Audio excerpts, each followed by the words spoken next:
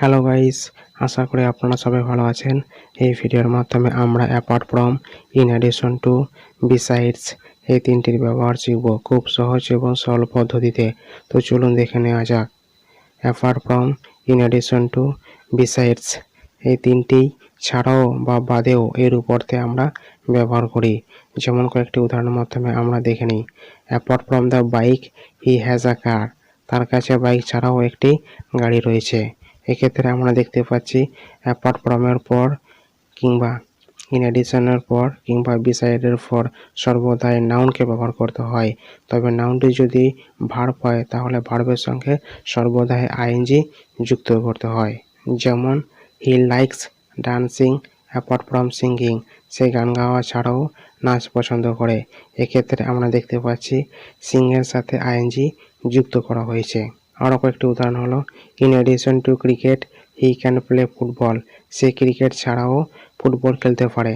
In addition to parathas Madhab ate sweets, paratha ছাড়াও মাধব মিষ্টি খেয়েছিল।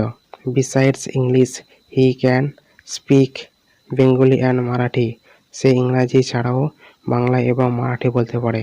Besides running Ram likes swimming and cycling, দৌড়ানো ছাড়াও রাম সাঁতার এবং সাইকেল চালানো পছন্দ করে।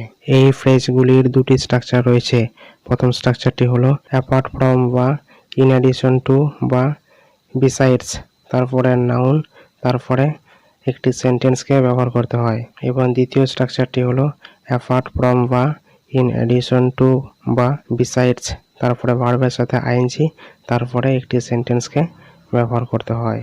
তবে এই ফ্রেজগুলিকে বাক্যের শেষে ব্যবহার করতে পারি। যেমন Raina has also a car apart from a bike, bike ছাড়াও রায়নার কাছে একটি গাড়ি রয়েছে।